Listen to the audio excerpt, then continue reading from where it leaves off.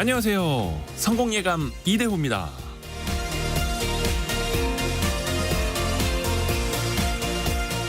시가총액 450조 원, 한국 증시 대장주 삼성전자. 그런데 삼성전자 주가가 확인되지 않은 기사 한 줄에 급등했다, 급락했다를 반복하고 있습니다.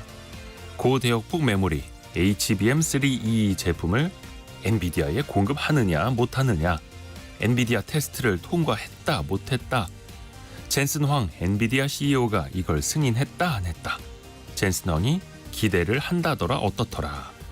속된 말로 지르기식 오보가 끊이질 않습니다. 어제도 삼성과의 작업은 잘 진행되고 있다는 젠슨 황의 한마디를 가지고 일부 언론은 마치 삼성이 이 테스트를 통과한 것처럼 속보를 쏘아대기도 했습니다. 시간외 거래에서 삼성전자 주가가 급등하기도 했고요. 초인류 기업 삼성이 HBM 분야에서 3등으로 처진 것도 씁쓸하지만 확인되지 않은 보도, 오보가 넘쳐나는 현실, 그리고 삼성의 소식을 외신에 의존해야 하는 현실, 이 씁쓸한 장면이 너무 자주 펼쳐지고 있습니다. 성공예감 이대호입니다. 시작합니다.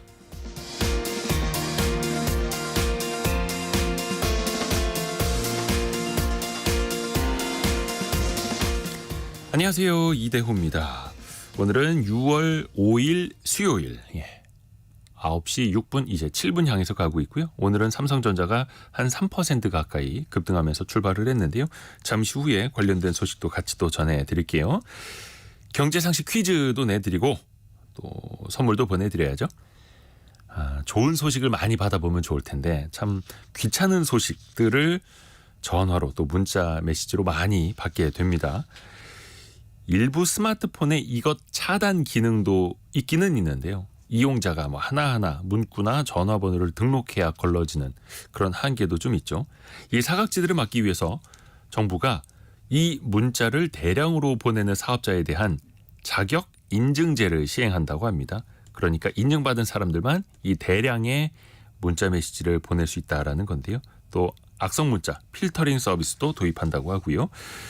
불특정 다수에게 무작위로, 무더기로 발송하는 문자나 전화를 두 글자로 뭐라고 할까요? 차라리 구워 먹는 건 맛있기라도 한데 같은 이름의 햄은 참 좋아합니다만 이게 문자로 오면 참 귀찮습니다. 자, 짧은 문자 50원, 긴 문자 100원이 드는 샵 9730, 그리고 KBS 콩이 있고요. 추첨을 통해서 다양한 선물 보내드립니다. 유튜브를 통해서도 언제든지 함께 하실 수 있고요. 성공예감 이대호입니다. 자주 검색하시면 성공이 가까워집니다.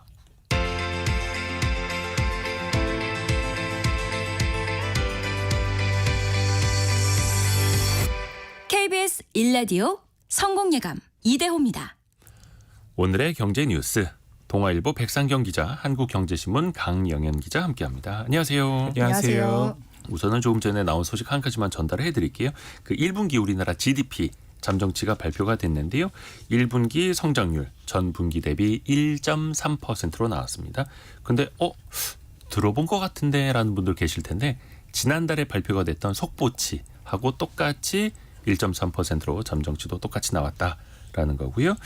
자, 우선은 백상경 기자는 어떤 소식 준비했나요? 네, 오프닝에서도 좀 언급이 된 것 같은데요. 네. 반도체 시장의 큰 손인 엔비디아와 AMD가 나란히 새로운 인공지능 칩을 공개를 하면서 네. 관심이 쏠리고 있다는 소식 먼저 전해드리고요. 다음은 정부가 의대 증원에 반발해서 의료 현장을 이탈한 이 전공의들에게 사직을 허용하는 것을 골자로 한 출구 전략을 내놨다. 이런 소식 전해드리겠습니다. 네, 그리고 강영현 기자는요. 네, 한동안 저렴한 가격으로 큰 인기를 끌었었던 중국 쇼핑 플랫폼에 대한 관심이 최근 들어서 주춤해졌다는 소식 전해드리고요.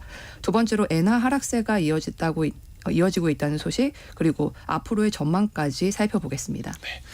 자, 백상경 기자가 준비한 소식. 엔비디아의 발표 한마디 한마디에 진짜 전 세계 이목이 집중이 됩니다. 네. 이번에도 또 새로운 칩을 발표를 했어요. 네, 타이완에서 지금 진행되는 행사가 있는데요. 엔비디아에서 6세대 고대역폭 메모리 HBM 여기서 HBM4를 처음으로 탑재할 이 차세대 그래픽 처리 장치인 이 루빈을 깜짝 공개를 했습니다. 그러니까 2026년 출시할 예정이라고 밝혔는데요. 여기에 이 6세대 고대역 메모리를 8개, 그러니까 2027년 출시할 이 루빈의 다음 버전이죠. 루빈 울트라에는 12개를 각각 탑재할 계획이라고 합니다. 참고로 이 HBM은 이 D램 여러 개를 수직으로 해서 시루떡처럼 좀 쌓아가지고 용량이나 뭐 대역폭 같은 것들을 획기적으로 끌어올린 고성능 반도체를 말합니다. 네. 인공지능 시대의 필수적인 반도체로도 꼽히고요. 엔비디아는 그동안 사실 2년마다 이 컴퓨터의 이 GPU 아키텍처를 발표를 해왔었는데요.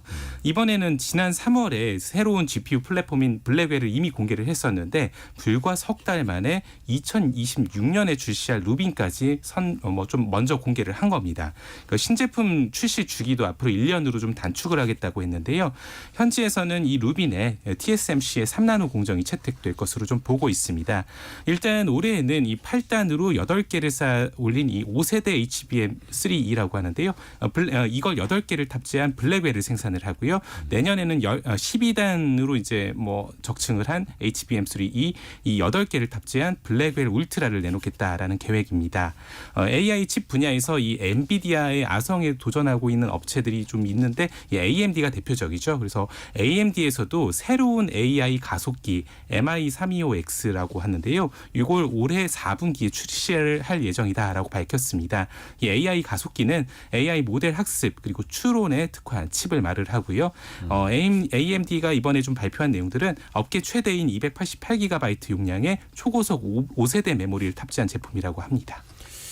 AI 관련된 서비스를 하는 기업들은 돈을 못 벌어도 그 관련된 인프라를 깔아주는 엔비디아는 엄청나게 돈을 벌고 있고 그 HBM 메모리 반도체 D램을 8층으로 쌓은 걸 그 주변에 8개 배치하는 거잖아요. 그 GPU 주변에다가. 근데 이거를 12층으로 쌓아서 12개를 배치한다.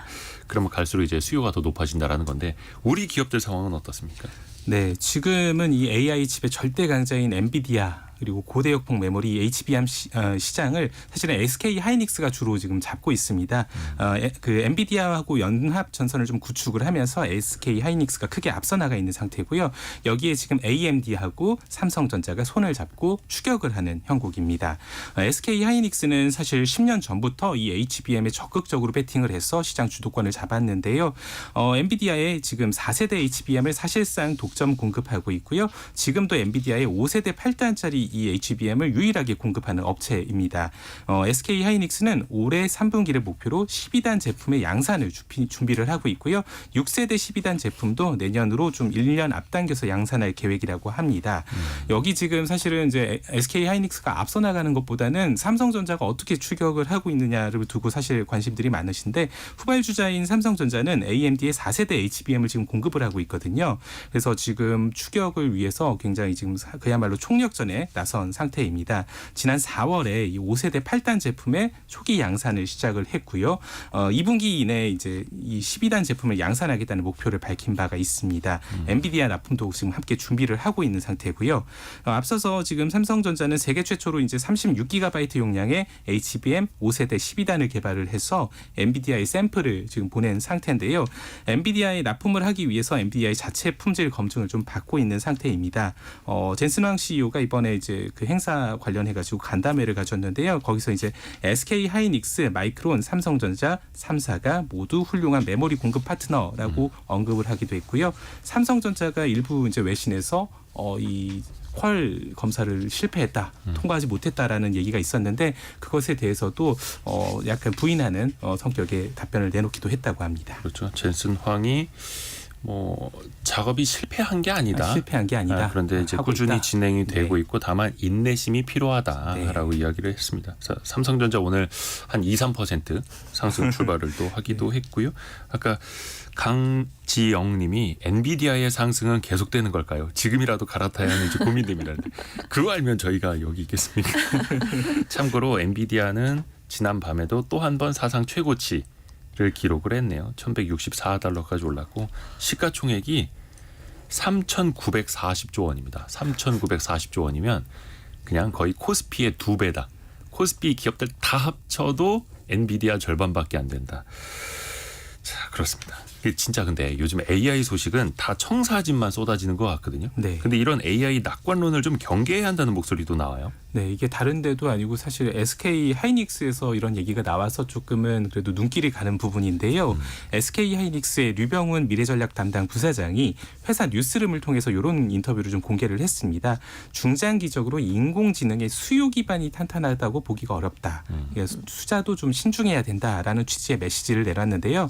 이게 사실은 이제 이 부서 자체가 전후방 산업의 데이터를 활용을 해서 메모리 반도체 시황을 예측하고 투자 금액을 할당하는 그런 역할을 하는 부서거든요. 그래서 조금 메시지에 울림이 있다라고 봐야 될 것 같고요. 류 부사장의 분석은 이렇습니다. 그러니까 인공지능 수요가 단기적으로는 상승을 하지만 중장기적으로는 이게 조금 뭐 그렇게 기대만큼은 아닐 수도 있다라면서 좀 보수적인 입장이고요. 또 다수의 어떤 인공지능 기업들이 지금 모험 자본의 손을 빌리는 측면이 강하고 또 이제 뭐 사실은 이제 이게 진짜 필요해서가 아니라 포모로 인한 나만 소외된다는 불안감, 피어 오브 미싱 아웃, 이 포모로 인한 수요도 존재한다라고 짚으면서요. 고대역폭 메모리에 대한 수요 기반이 지금 좀 탄탄하다고 보기 어렵다라는 뜻을 내비쳤습니다. 그래서 좀 전방 산업들이 좀 탄탄하게 자리를 잡기 전까지는 변동성을 좀 고려해야 한다라고 하면서 이런 AI 데이터 센터나 이런 것들의 구축 속도까지 감안해서 투자는 좀 신중하게 늘려나가야 될 것 같다라고 좀 얘기를 했습니다. 자, 이제 강영현 기자가 준비한 소식. 한창 그 알리, 테무 우리나라에서도 이제 광고 대대적으로 하면서 엄청나게 치고 나갔었는데 글쎄요. 이 중국 이커머스에 대한 우리 국민들의 관심이 조금 식었어요. 네, 어플리케이션 리테일 분석 서비스인 YG앱 리테일 굿즈에 따르면은 지난달에 알리익스프레스 그리고 테무의 한국 이용자 수가 830만 명 그리고 797만 명으로 전달보다 각각 한 3% 정도 감소한 것으로 나타났는데요. 이게 4월에도 조금 줄었었거든요. 그러니까 2달 연속 감소세를 이어가고 있습니다. 지난달에 한국인이 가장 많이 사용한 종합몰 앱 순위를 보면은 1위는 쿠팡이었고 2위가 알리, 3위가 11번가, 4위가 테무 등의 순으로 나타났는데요. 테무 같은 경우에 지난 3월에는 한국 이용자 수가 한 달 사이에 200만 명이 넘게 급증하면서 3, 4월 달에 11번가를 제치고 3위에 올랐었는데 네. 지난달에 다시 4위로 밀려난 겁니다. 처음에는 이제 광고가 많이 뜨긴 하니까 또 무슨 뭐 사은품 주네, 무슨 포인트 주네 하면서 그래서 호기심으로 좀 써보긴 했는데 계속 쓸 건 아닌가 보다 이렇게 또 생각하시는 분들 있다는 거죠. 그러면 이 중국의 이커머스가 좀 빠진 자리를 우리나라 쇼핑몰들이 좀 채웠을까요? 어때요? 네, 맞습니다. 특히 11번가의 이용자 수 같은 경우에 지난달에 800만 명으로 4%가량 증가한 것으로 나타났습니다. 1위를 지키고 있는 쿠팡 같은 경우도 지난달 이용자 수가 3,100만 명으로 이제 소폭 상승했는데 쿠팡은 사실 지난 4월에 신규 회원의 월회비를 7,890원으로 인상을 해서 탈쿠팡하는 사람들이 늘어날 것이다라고 예상이 되었었는데 오히려 이용자는 늘어난 것으로 나타났습니다. 왜 그런가 좀 봤더니 아무래도 기존 가입자 월회비는 오는 8월부터 인상이 되거든요. 그러다 보니까 아직 가격 인상에 타격을 받지 않은 회원이 많이 있고 또 비회원도 쇼핑이 가능하기 때문에 이용자가 늘어난 것으로 분석이 됩니다. 이게 한 업체의 결과만 그런 게 아닌데요. 데이터 플랫폼 기업인 IGA웍스에 따르면은 지난달에 한국 이용자 수가 알리 익스프레스와 테무가 줄어들고 쿠팡과 11번가는 증가하는 이 흐름이 그대로 나타났습니다. 모바일 인덱스가 집계한 지난달의 쇼핑 앱 순위에서도 1위는 쿠팡이었고요. 여기서는 2위가 11번가입니다. 그리고 3위가 테무, 그리고 4위는 알리 익스프레스 순이었습니다. 왜 이렇게 중국 쇼핑몰 이용자가 줄었나 봤는데 방금 말씀하신 것처럼 뭐 여러 가지 이유가 있겠지만 사실 유해물질 검출 문제가 반복된 것이 가장 큰 원인 중에 하나로 꼽힙니다. 특히 해외 직구로는 뭐 장난감처럼 아이들 용품을 많이 구매를 하셨었는데 이게 아이들이 쓰는 거다 보니까 유해물질에 굉장히 민감할 수밖에 없지 않아요. 맞아요. 그래서 많이 줄어들었고요. 또 여기에 물가가 많이 오른 상황에서 초저가 직구템이 굉장히 인기를 끌었었는데 국내 이커머스 업계에서도 다양한 할인 행사로 맞불을 놓으면서 월간 이용자 수가 줄어든 것으로 분석이 됩니다. 그러게요. 처음에는 호기심, 그 다음에는 약간 걱정과 우려가 같이 있는 거죠. 이런 해외 기업들이 우리나라의 이커머스 시장에 엄청나게 치고 들어오는데 우리나라도 이커머스 입장에서 해외로 뻗어나가야 되잖아요. 이걸 역직구 시장이라고 하는데 이쪽은 어떻습니까? 통계청에 따르면 이제 지난해 한국 온라인 쇼핑 시장, 면세점을 제외한 쇼핑 시장의 무역 적자가 약 6조 원으로 4년 전보다 2배 더 늘어난 것으로 나타났습니다. 이 무역 적자라는 것은 방금 말씀하신 그 역직구 판매액에서 소비자들이 산 직구액을 뺀 값인데요. 그러니까 해외 직구는 많이 늘었는데 역직구는 감소했다라고 볼 수 있을 것 같습니다. 직구를 더 많이 해서 그 해당 분야의 온라인 쇼핑의 무역 적자가 2배로 늘었다. 네. 4년 사이에. 6조 원으로. 이제 가장 큰 이유는 사실 가격 경쟁력이 꼽히는데요. 저희도 사실 직구를 하는 이유가 가격 때문인 점이 많잖아요. 그렇죠. 예. 그래서 여러 가지 규제들 때문에 한국 기업들이 가격 경쟁력을 지키기 어려운 상황이라고 합니다. 예를 들어서 그동안 한국 제품에 대한 수요가 많았던 곳이 동남아 국가들이 대표적인데 여기에서 이제 안전 인증이라든지 또 자국 상품 보호를 위해서 관세를 강화하면서 제품을 팔기가 점점 어려워지고 있습니다. 실제로 말레이시아 같은 경우에는 올해 초부터 판매세 10%를 부과하는 정책을 시행 중입니다. 또 늘어나는 물류 비용도 부담인데요. 한국 관세 물류협회에 따르면은 인천공항에서 이제 미국 로스앤젤레스까지 항공으로 물건을 보낼 때 가격이 지난해 말 기준으로 코로나 전과 비교했을 때 60%가 넘게 올랐습니다. 이렇다 보니까 가격이 오를 수밖에 없죠. 그래서 한국 기업들이 온라인에서 제품을 잘 팔 수 있도록 플랫폼을 세계화하고 또 마케팅을 적극 지원하는 이런 대책이 필요하다. 이런 지적이 나오고 있습니다. 그렇죠. 글로벌 유통 공룡들이랑 싸워야 되는 거라서요. 자, 백상경 기자가 준비한 두 번째 소식. 정부가 그 병원을 떠난 전공의들에게 회유책을 내놨습니다. 네, 전공의 이탈에 따른 지금 의료 공백 사태가 100일 넘게 이어지고 있는 상태인데요. 이 복귀 유도를 위해서 지금 출구 전략을 좀 본격화하고 있는 모습입니다. 사직서 금지 명령 철회가 이 골자인데요. 조규용 복지부 장관이 이제 어제 전공의가 개별 의향에 따라 복귀 여부를 결정할 수 있도록 병원장에게 내린 사직서 수리 금지 명령 그리고 전공의에게 부과한 진료 유지 명령, 업무 개시 명령을 철회한다라고 밝혔습니다. 그간 의료계는 전공의들의 사직서 수리를 굉장히 요구를 해왔습니다. 그러니까 지난 2월 이 병원 현장을 떠난 전공의들이 의사 면허를 소진은 하고 있는데 정부가 사직서 수리를 좀 금지를 하게 되면서 개원이나 뭐 다른 병원 취업 같은 것들의 길이 막혀 있었거든요. 그래서 정부는 이런 전공의들에게 행정처분까지 경고를 하면서 복귀를 해라라고 강경 대응을 지속해 왔는데요. 네. 문제는 이런 강경책에도 불구하고 현장에 실제로 돌아온 전공의들이 거의 10%도 안 됐다라는 겁니다. 그래서 복지부에 따르면 지난 30일 기준으로 전국 211개 수련병원의 전공의 출근율이 지금 8%에 불과했습니다. 한 1,500여 명 중에서 900명만 출근을 한 겁니다. 그래서 정부는 내신 복귀를 원하는 전공의들의 사직서를 수리를 해줌으로써 이 복귀는 물론 다른 수련병원 이직 뭐 이런 것들까지도 뭐 장기적으로 유도를 하겠다라는 전략입니다. 사직서가 수리가 되면 전공의가 2, 3차 병원에 일반의로 취업을 하거나 개업을 할 수가 있고요. 다른 수련병원에서 전공과 연차에 맞는 의사를 구하면 그 병원에서 이제 수련을 이어갈 수도 있고요. 정부는 이걸 통해서 전공의 복귀율이 한 50%까지 올라갈 수도 있다라고 보고 있습니다. 복귀하는 전공의들에게는 행정처분 절차도 좀 중단을 할 방침이고요. 수련 기간도 좀 조정을 해서 필요한 시기에 전문의를 취득할 수 있도록 좀 할 계획입니다. 다만 이 전공의가 원래 소속된 수련병원으로 돌아가지 않고 이 사직서가 수리될 경우는 이 전공의 규정에 따라서 이제 다른 병원 취업이 약 1년간 불가능하거든요. 이런 부분들이 좀 있어서 현실적으로 어떻게 나타날지는 좀 봐야 될 것 같습니다. 전공의들의 반응은 어떨까요? 그 대다수 전공의들이 이 정부의 어떤 기대 생각들하고 좀 반대로 좀 여전히 복귀하지 않겠다라는 반응들을 조금 일단 보이고 있습니다. 그래서 출구 전략이 실제로 좀 뭐 효과가 있을까 이런 부분에 대해서 귀추가 주목되는 상황이고요. 박단 대한전공의협의회 비상대책위원장은 이 정부 발표가 나기 하루 전인데요. 나도 마찬가지지만 애초에 다들 사직서가 수리될 각오로 나오지 않았냐라고 하면서 수리 금지 명령으로 지금까지 유보가 됐을 뿐이다. 되도 안 돌아간다. 뭐 이런 얘기들을 SNS를 통해서 밝히기도 했습니다. 그래서 1, 2년 차 전공의들은 뭐 대부분 이 뭐 분위기들이 이런저런 보도들을 통해서 나오고 있는데요.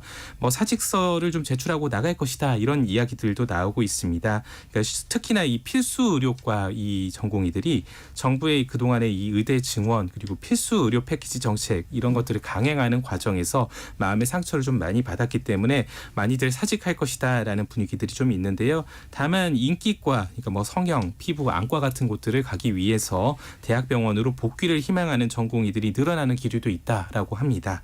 다만 이 고연차나 비필수 전공의 일부는 복귀할 가능성도 있다는 분석이 나옵니다. 그러니까 결국은 수련 기간이 막바지까지 좀 다다랐는데 고연차 레지던트들은 그간의 노력, 뭐 고생 이런 것들이 아까워서 사실 좀 돌아가고 싶을 수도 있다라는 것들이고요. 네. 빨리 좀 해결이 돼야 될 텐데요. 네. 강영현 쉽지 기자 않은데. 두 번째 준비한 소식. 엔화 가치가 계속해서 약세예요. 네, 한국은행에 따르면 이제 원엔 재정 환율이 지난달에 860원대까지 낮아지면서 연중 최저치를 찍었었는데요. 그러니까 100엔당 원화 환율이 860원대로 떨어진 게 지난해 11월 만에 6개월 만이었거든요. 오늘 지금 환율을 보면은 100엔당 885원대 정도로 네. 지난달보다는 좀 올랐는데 여전히 낮은 수준을 유지하고 있습니다. 원엔 환율이 올해 초만 해도 사실 910원대까지 올랐었거든요. 하지만 그 이후로 꾸준히 하락하고 있는데요. 왜 이런가 봤더니 일단 미국의 기준금리 인하 시점이 갈수록 늦어지고 있는데 일본은행의 통화 정책은 시장 기대보다 완화적이기 때문이라는 분석이 나옵니다. 그만큼 그 금리 차이가 있기 때문에 달러가 강세가 유지되고 있다는 거죠. 일본은행 같은 경우에 지난 3월에 17년 만에 기준금리 인상을 단행했는데 인상폭이 0.1%포인트에 그쳤습니다. 그래서 시장에서는 여전히 완화적이라는 평가를 하고 있고요. 또 이게 한국과 비교를 했을 때도 한국의 통화 정책은 상대적으로 지금 긴축적인 기조가 장기간 유지될 가능성이 높아 보이거든요. 네. 그래서 아무래도 상대적이기 때문에 한국이 긴축적이면 원화 가치가 오르고 엔화 가치가 떨어질 수밖에 없는 상황이라는 겁니다. 그래서 최근에는 885원대까지 좀 올라오기는 했지만 그렇다고 해서 엔화가 추세적으로 강세로 갈 거다라고 보기도 좀 어렵고요.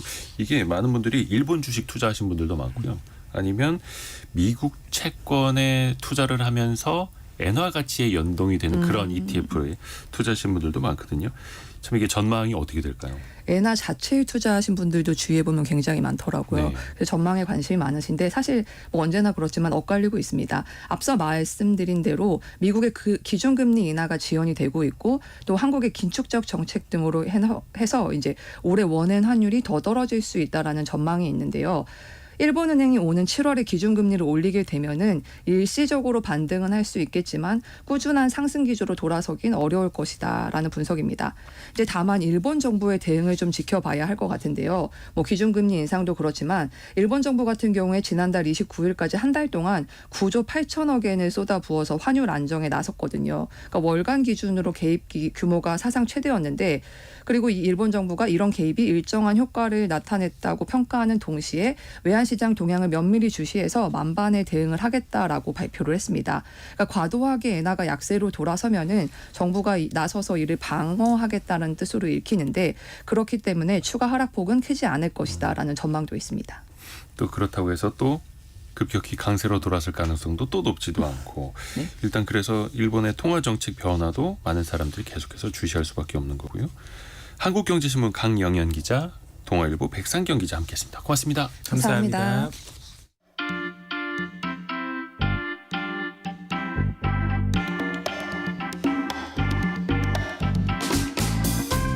지금 여러분께서는 KBS 일라디오 성공예감 이대호입니다를 듣고 계십니다.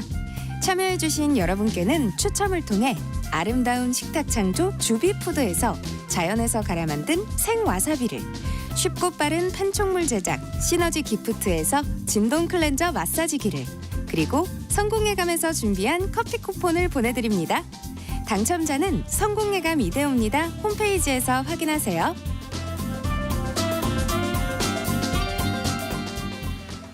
7530님이 성공예감 이대호입니다.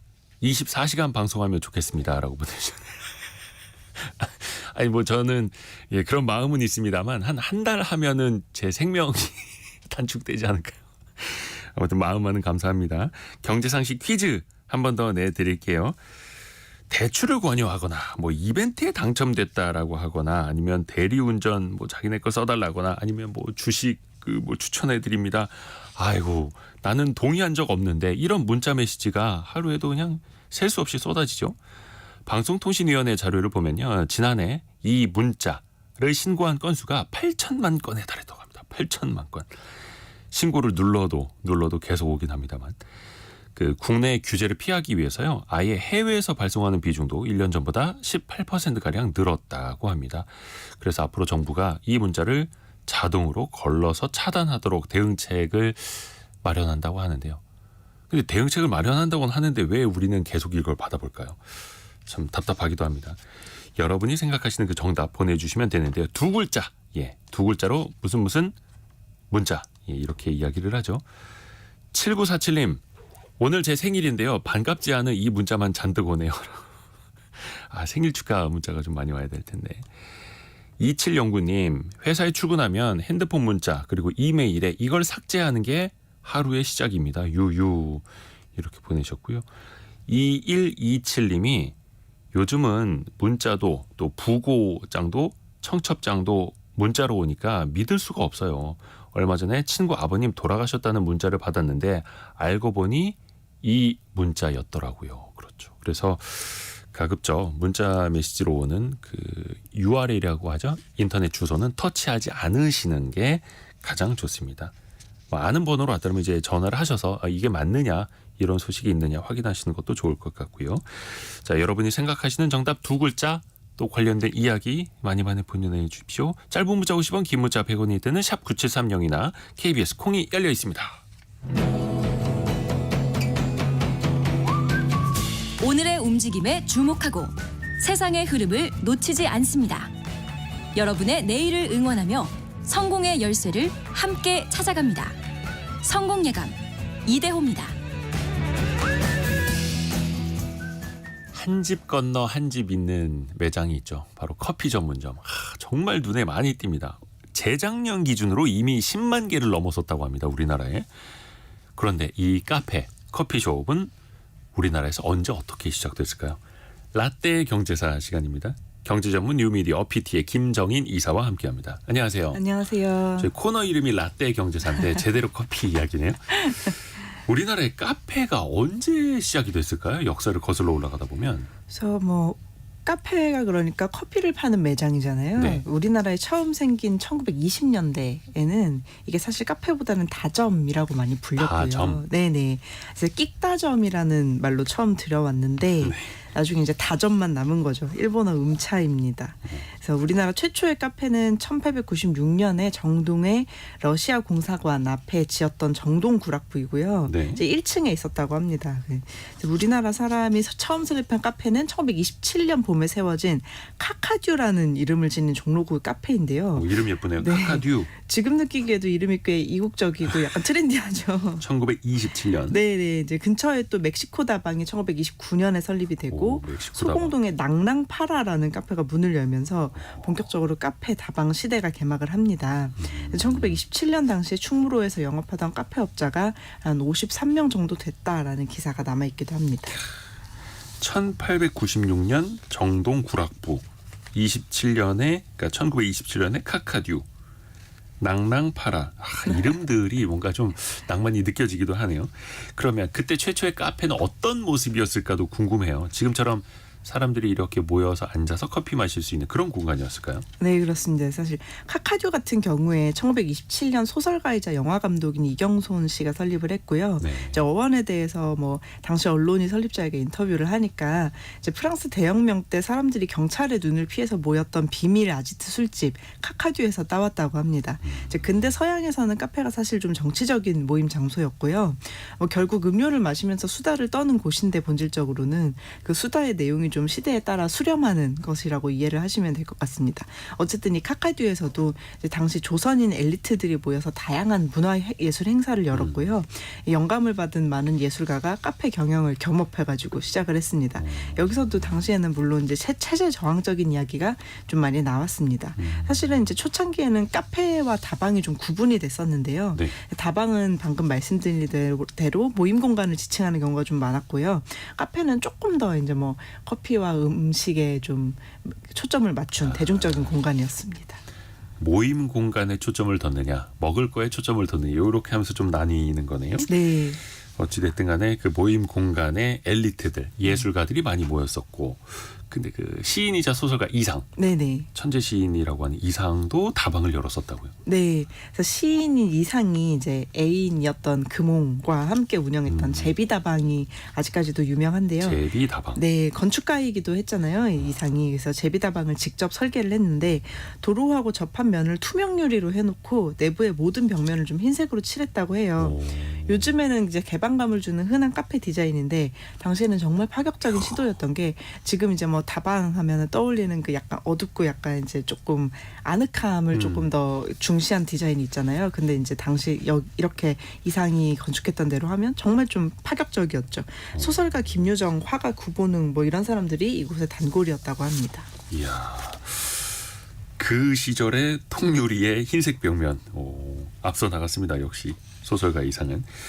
근데 가게마다 인기 메뉴라는 게 있지 않습니까? 네. 초창기 카페, 다점, 다방 이런 데서는 어떤 음료가 잘 팔렸을까요? 사실 뭐 선택권이 그렇게 크지는 않았는데요. 예. 당시 우리나라에 수입되던 커피 원두는 대개 브라질산이었어요. 이제 커피는 수입품이기 때문에 일제강점기 때는 일본 정부 수입 수출 정책 영향을 받을 수밖에 없었는데 당시 이제 브라질하고 관계가 좀 밀접했거든요. 우리나라 사람들도 브라질 커피 농장에 일하러 많이 갔을 정도이고요. 아, 돈 벌러 네네. 브라질로 많이 갔었다. 어쨌든 브라질 원두는 좀 산미가 적은 편이어서 네. 이 원두에 어울리는 음식들 뭐 달콤한 케이크류라든지 아니면 뭐 빵 같은 것들이 이때에도 인기리에 좀 팔렸다고 합니다. 이때 카페는 술을 파는 음식점으로 좀 분류가 됐기 때문에 토스트나 스파게티 같은 것들도 팔았는데요. 1970년대 80년대로 들어가면 카페가 또 경양식과 한 분류로 묶입니다. 다방이랑 구분이 돼서요. 그래서 요즘도 옛날식 카페에 가면은 커피를 좀 기대하고 갔다가 메뉴판에서 굉장히 좀 다양한 음식을 볼 수 있는 곳들이 좀 있잖아요. 이제 여기서부터 나온 역사입니다. 또 다방으로 가보자면 다방에서는 쌍화차라든지 꿀차, 오렌지 주스 같은 음료들을 팔았고요. 이제 적당한 단백질 공급원이 좀 부족하던 시절에 아침으로 그냥 이제 먹으려고 쌍화차에 노른자를 띄어서 좀 든든하게 주기도 하고 달걀 반숙 같은 게 좀 있기도 하고요. 벌써 100년 전 모습이네요. 100년 전 네. 모습. 1920년대 혹은 30년대 초반. 오랜만에 쌍화차 생각이 나기도 하고. 근데 지금은 커피 한 잔에 보통 이제 카페 가면 막 4,000원 안팎. 물론 이제 중저가 커피도 뭐 1,000원대, 2,000원대도 있긴 합니다만 네. 한 100년 전 커피 가격은 얼마였을까요? 이제 사실 이제 커피 가격이 그때 저렴하지는 않았죠. 그래서 예. 뭐 1930년대 보면 카페에서 커피 한 잔에 40원이라는 폭리를 받았다 이래가지고 조사를 받은 기사들도 좀 눈에 띄는데 1930년대에 40원. 네, 한 근데 이게 30원, 40원 하더라고요. 너무 폭리를 취하는 것 아니냐? 40원이면은 당시 쌀 한 대 가격을 넘어서거든요. 그때 우리나라 소득 수준을 생각하면 굉장히 비싸게 받아서 근데 그래도 좀 많이 팔렸다 이렇게 말씀드릴 수 있겠습니다. 야, 그러니까 당시 커피는 뭔가 좀 호화로운 네. 음료였던 거였네요. 그리고 또 음악다방이라는 게 많이 이제 발전을 했잖아요. 네. 많은 분들 좋아하시는 그 세시봉도 음악다방에서 시작을 했다라고 하고 음악다방의 역사는 어떻습니까? 이제 다방이 처음 시작하면서 사실 동시에 시작됐다고 봐야 되는데 보통 일본 유학을 다녀온 조선인 엘리트하고 문화예술인들이 다방과 이제 본업을 겸업했던 그때 이제 음악다방을 많이 세웠죠. 좀 필수적인 모임 공간이었고요. 실질적으로 회의실과 응접실 같은 역할도 했기 때문에 금세 좀 우리나라의 자리를 잡았습니다. 당시 우울하던 시대 분위기에서 카페인, 니코틴 그리고 음악은 좀 현실을 잊게 만들어주는 요소였고요. 유학파들이 듣고 싶어하는 음악을 들을 수 있는 곳이 또 다방뿐이기도 했고요. 그래서 가격이 비싼 것도 좀 임대료와 어떤 음악 감상료 이런 것들을 좀 포함했던 가격이라고 볼 수도 있겠습니다. 당시 좀 재밌었던 게 클래식파하고 재즈파가 있었는데요. 네. 어떤 다방에 가면은 클래식을 굉장히 좀 많이 틀어주고 어떤 다방에 가면 재즈만 틀어주고 뭐 이런 식이었는데 서로를 굉장히 많이 낮잡아보는 그런 재미있는 대결 구도도 있었습니다. 재즈를 트는 다방에 다니시는 분들은 클래식 음악 트는 것을 좀 고루하다, 지루하다 이렇게 좀 했고요. 클래식 쪽은 재즈는 이제 듣기만 해도 정신이 없다 이렇게 좀 이제 공방이 오가는 모습이 신문 기사에서도 눈에 그래요? 띄었습니다. 네. 예나 지금이나 서로의 취향 가지고 또 다툼도 있고. 안기영님이 예전에는 다방 가면 DJ도 있었고 그리고 성냥갑이 있어서 탑을 쌓으면서 사람을 기다리곤 했죠라고. 그 시절 또 추억하시는 분들 많아지실 것 같습니다. 그 음악다방 DJ 같은 경우에 뭐 지금으로 따지면 아이돌만큼의 막 인기가 있었다 하더라고요. 네, 맞아요. 그래서 다방이라는 용어가 정말 자주 쓰이기 시작한 시점 1950년대 이때부터는 이제 음악 다방이 이제 다방의 대명사가 됐고 또 거기 가면 당연히 그 DJ 자키, 이제 DJ를 좀 만날 수 있다고 기대를 하고 가시는 분들이 많았죠. 그래서 충무로에 말씀하신 대로 세시봉, 뭐 명동의 은하수 같은 음악 다방 필두로 해서 이제 줄줄이 생겨나서 인기를 끌었고요. 가정용 오디오가 드물었잖아요. 그래서 그때 입장권을 끊고 들어가서 음료를 마시면서 이제 좋은 음악 들을 수 있는 음악 감상실에 가까운 형태의 공간이었다고 볼 수 있는데 이제 명동 같은 경우에 음악다방이 좌석수에 한 400개에다가 2,000장의 음반을 보유를 했고 하루 최소 1,000잔 이상의 커피가 팔려 나갈 정도였다는 기록도 좀 있습니다. 그래서 다방 DJ도 젊은이들 사이에서 인기를 좀 끌었는데요. 유리 칸막이가 있는 DJ 박스 안에서 손님의 신청곡을 틀어주면서 신청 사연을 짧게 소개하는 그런 문화도 볼 수 있었습니다. 이정옥님이 부산 남포동에 무아 음악다방 있다고. 2867님이 여기는 영등포동인데 여기에 다방이 현재 있다라고 두 곳에 다방이 있다. 옛날 커피도 준다고 알려주셨는데요. 근데 요즘은 다방 찾아보기가 되게 힘들어졌어요. 네. 다방이 좀 위축된 계기가 있었을까요? 일단 이제 커피는 수입품이잖아요. 그래서 1941년에 태평양 전쟁이 터지면서 커피 수입이 금지가 됩니다. 이제 카페나 다방을 운영할 사정이 그때는 좀 안 됐고요. 그러다가 미군 정기에 다시 커피가 대중화되기 시작을 했는데 이때는 좀 예전이랑 달라서 미군이 마시는 방식이 또 자리를 잡습니다. PX에서 인스턴트 커피가 흘러나와서 밀수품으로 지하 거래가 되고요. 예, 이전에 다방에서 신문물 가장 먼저 접한 엘리트들이 즐기던 모습과는 좀 정반대 모습이죠. 그래서 생두 원두 수입이 자유화된 거는 이제 서울 올림픽 직전인 1987년인데 커피 산업 자체는 1960년대 말부터 본격적으로 발전을 시작을 합니다. 왜냐하면 이제 카페인이잖아요. 네. 이제 이 중독을 끊을 수가 없는 거죠. 이제 밀수품인데도 하도 커피를 마시니까 이제 외화 유출을 막기 위해서 원두 커피라는 이름 자체를 상표로 등록을 시켜서 이제 생산 판매를 시작을 합니다. 그러면서 인스턴트 커피 기술 이전을 받아서 지금도 우리한테 익숙한 커피 회사들이 뭐 대거 등장을 하고요. 하지만 다방의 위기는 이제 커피 산업이 본격적으로 발전하기 시작한 지 10년 후인 1970년대 후반부터 좀 시작이 됐습니다. 왜냐하면은 굳이 다방에 가지 않아도 집에서 이제 커피를 마실 수 있게 된 데다 다방 말고도 모일 수 있는 곳들이 많이 생기던 고도 성장기였고 이제 손님이 줄어들고 이전에 내던 서비스가 팔리지 않게 되면서 지금 이미지가 약간 변질이 돼서 지금 우리가 생각하는 그 이미지가 되기 시작한 시점입니다. 아하, 그러네요. 근데 어떻게 보면 이제 1960년대, 70년대 요때 가면서부터 인스턴트 커피 기술도 해외에서 들여왔고 그래서 많은 분들이 우리나라에서 정말 많이 팔리는 그 커피 믹스 있잖아요.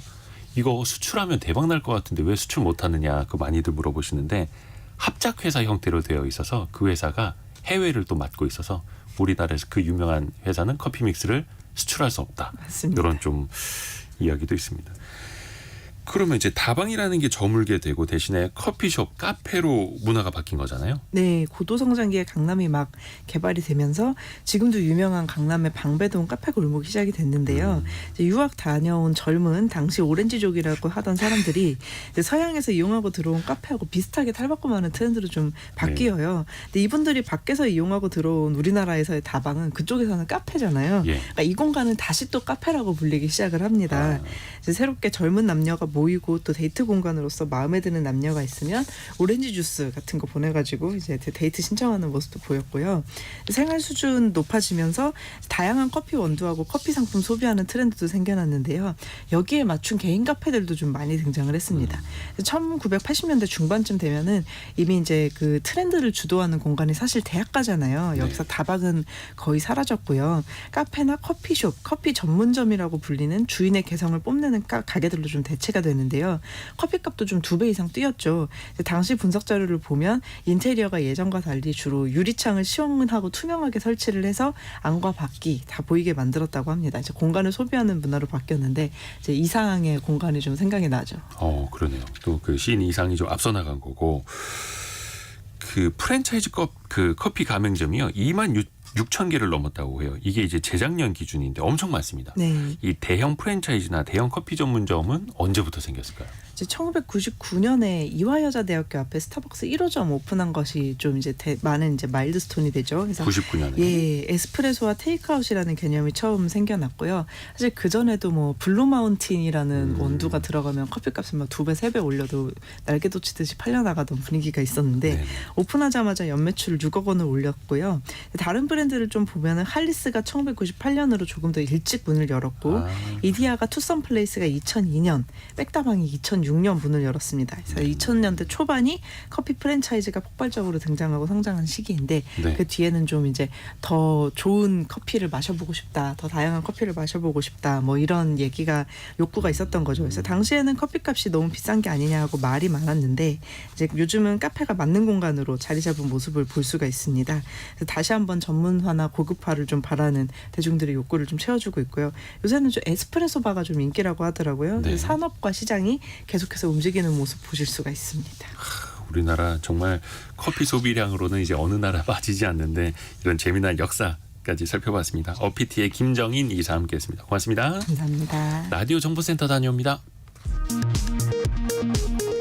올 1분기 실질 국민총소득 GNI는 567조 5천억 원으로 지난해 4분기보다 2.4% 증가했습니다.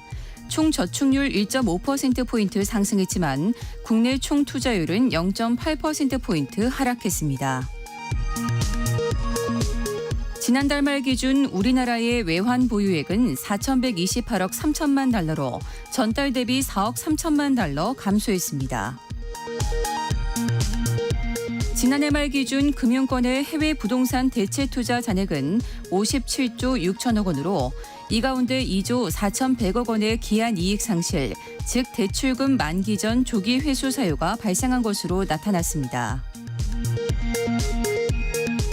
일론 머스크 테슬라 최고 경영자는 올해 테슬라의 인공지능 AI 관련 지출액 약 100억 달러 가운데 엔비디아의 AI 반도체 칩 구매 규모는 30억에서 40억 달러, 약 4조 1,250억 원에서 5조 5천억 원이 될 것으로 예상했습니다.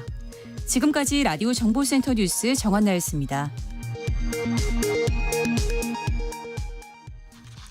소비시장의 트렌드, 변화를 살펴보는 시간 트렌드 팔로우.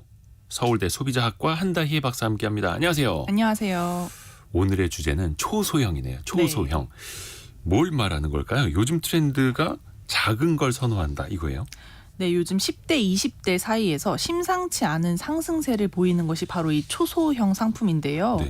영어로는 미니어처 트렌드입니다. 실제로 SNS 상에서 이 초소형과 관련된 게시물들이 급부상을 하고 있는데 숏폼 콘텐츠에서도 이 초소형 제품을 활용한 콘텐츠가 자주 등장을 하고 있습니다.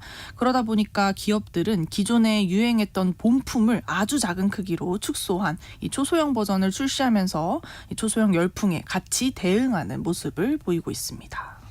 가방도 그렇고 뭐 음식도 그렇고. 근데 얼마 전에 저희가 초대형 삼각김밥 아니면 막 초대형 컵라면 이거 이야기한 적도 있는데 이게 어떻게 양극화가 되는 거예요? 네, 맞습니다. 굉장히 정확한 분석이신데 이 편의점 가보시면 초대형 크림빵이라든지 컵라면 이런 대용량 먹거리가 가성비도 있고 또 재미있다 이러면서 주목을 받았는데요. 최근에는 그 반대로 이 초소형 한입거리 되는 아주 작은 먹거리들이 주목을 받고 있습니다. 기업들이 아무래도 이 상품의 품질로 차별화하기는 좀 어렵고 이 크기로 차별화하는 상품들이 많아지면서 시장에서 양극화가 일어나고 있다고 분석이 됩니다. 약간 좀 재미적인 네. 요소도 있을 테고요. 근데 미니어처 이 얘기는 아마 많이들 들어보셨을 거예요. 저 어릴 적에도 뭐 미니카 이런 거 좋아했는데 예전이랑 지금이랑 다른 점은 뭐예요, 그러면? 그렇죠. 과거에도 이런 초소형은 있었죠. 있었습니다. 근데 그때 초소형은 정말 찰흙으로 만들거나 이런 단순한 장난감 수준이었습니다. 최근에는 진짜 기능을 하는 초소형이라는 점에서 일단 차이가 있고요. 그리고 두 번째로 과거에 이런 초소형 상품은 일부만 즐기는 편이었는데요. 최근에는 10대, 20대를 중심으로 대중적인 유행으로 번지면서 네. 공간, 뭐 인테리어, 전자기기, 식품 이런 다양한 분야로 확산되고 있다는 것이 주된 특징이고요. 또 초소형만의 아기자기한 매력에 빠지신 우리 소비자분들이 많아지고 있다라는 점을 주목할 만합니다. 그럼 대표적으로 지금 유행하는 게 어떤 제품이에요? 초소형? 네, 일단 외식업계에서 살펴보면 가장 인기 있는 것이 초소형 케이크예요. 초소형 케이크? 네, 조각 케이크 같은 거요? 조각 케이크보다 더 작은 원형 케이크인데 네. 이 젊은 세대 사이에서 기념일 되면 이제 주문 제작하는 케이크가 원래도 인기를 끌었었는데요. 네. 최근에는 지름이 6cm 정도 되는 아주 작은 이 초소형 케이크가 유행을 하고 있습니다. 지름이 6cm면 이거 얼마입니까? 이거 엄청 거의 작은 거예요. 네. 엄지의 한 2마디 정도? 네, 네. 예. 이게 SNS 상에서는 초미니 케이크라고 검색을 해보시면 나오는데요. 네. 너무 작아서 초도 하나밖에 못 꽂습니다. 그 정도로 작은데 네. 여기에 뭐 축하해, 뭐 사랑해 이런 디자인적 요소가 다 들어가 있다는 점에서 굉장히 신선하다라는 얘기가 많고요. 이거 얼마입니까 그러면? 가격이 조금 비싸요. 가격이 네. 10,000원 정도로 크기에 비해서는 가성비가 좋지 않다라는 그런 평가가 많습니다. 그 정도면 웬만한 그 파이가 아니라 정말 쿠키 크기인 케이크인 거잖아요. 맞습니다. 근데 구매하신 분들에 따르면 이 케이크를 사면 다 먹지도 못하고 버리는 경우가 많았는데 요건 너무 귀여워서 사진 찍기에도 좋고 버릴 일도 없어서 좋다라는 평가도 있습니다. 요거 찾아보시면 아시겠습니다만 초소형 케이크 그냥 애들 장난감이 아니더라고요. 네. 거의 예술품에 가깝더라고요. 맞습니다. 작지만 엄청 공들이고 예쁘게 만들어서 네. 받는 사람이 딱 받았을 때 이거 장난해가 아니라 너무 예뻐 이럴 수 있는 작품이에요, 그냥. 네, 작품이더라고요. 네. 뿐만 네. 아니라 최근에는 이 한 프랜차이즈 대형 커피숍에서 작은 빵을 출시했는데 기존 크기의 절반 그리고 가격도 1,000원 선으로 굉장히 좀 저렴해서 화제가 되기도 했었습니다. 빵. 네. 근데 빵이 원래 1,000원도 안 하는 거 아니었나? 근데 요즘 인플레이션이 그쵸. 빵값이 너무 비싸다 보니까 맞아요. 작은 빵이 또 싸게 인기를 얻을 수도 있는 거고요. 그 외 건물 앞이나 어디 공원 가면 큰 조형물 있지 않습니까? 근데 요즘에는 조형물도 초소형이 인기예요?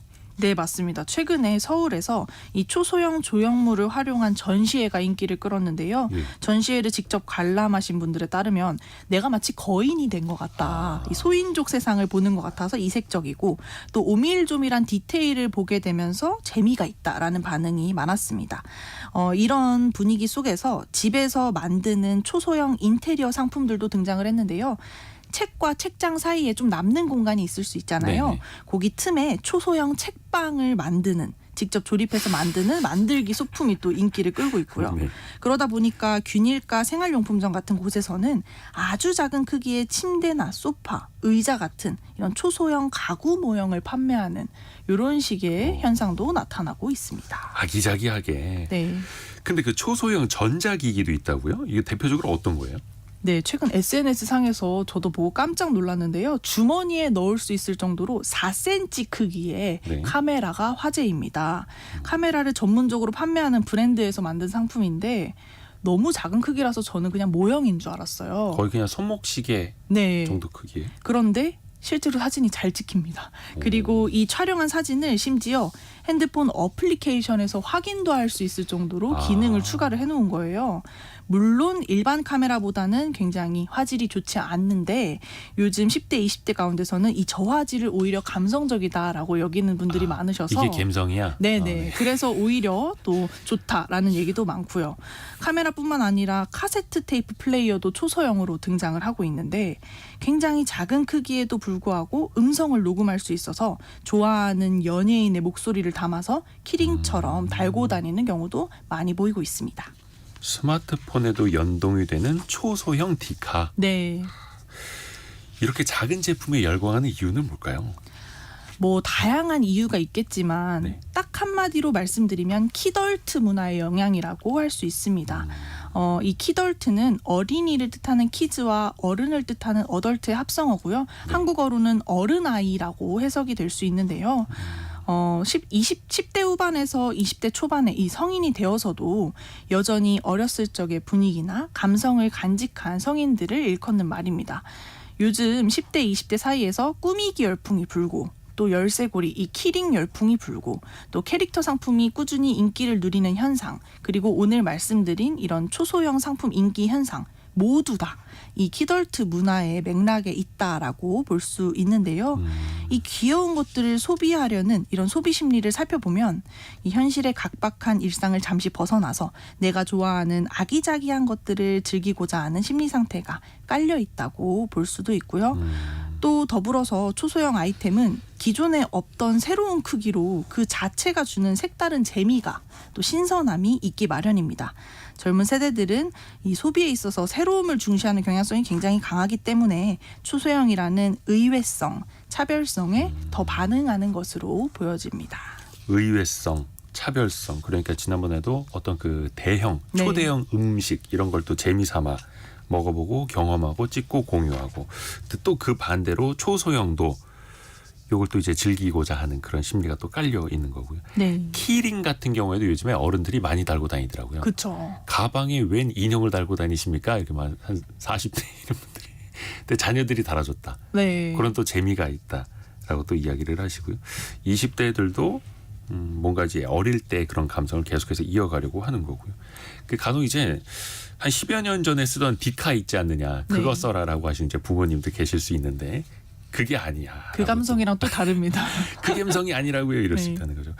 그러면 우리나라뿐만 아니라 이런 또 초소형 트렌드 해외에서도 인기라고도 하던데 이런 초소형 트렌드가 앞으로 또 계속 이어질까요? 어떻습니까? 네, 최근에 일본에서도 이 길거리에서 흔히 볼 수 있는 캡슐 완구 시장이 급성장하고 있는데요. 캡슐 왕구 동전 넣어서 이렇게 돌려서 뽑는 거요? 그렇죠. 그 구 안에 들어있는 플라스틱 그 장난감들이 옛날 뽑기라고 할 수 있는데 그런 시장이 최근에 일본에서 최근 10년 새 2배 이상 커진 것으로 나타났습니다.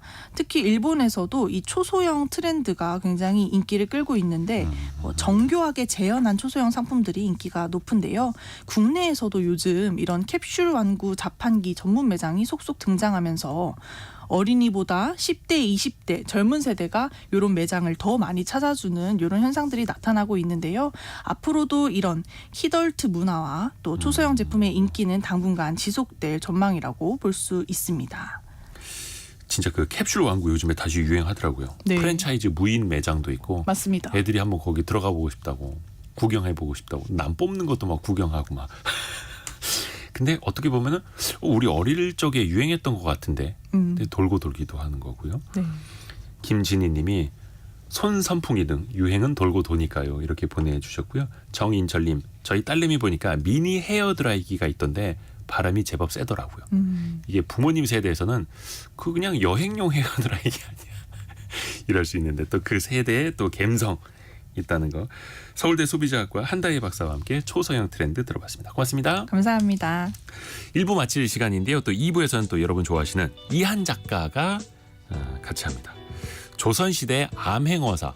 왜 우리 드라마나 영화 보면 암행어사 진짜 멋지게 등장하지 않습니까? 춘향전에도 나오기도 하고 정말 멋지기만 했을까요? 암행어사의 비밀도 여러분이 같이 들어보면서 또 캐보시길 바라겠습니다. 잠시 뉴스 들으시고요. 10시 5분에 금방 다시 뵙겠습니다.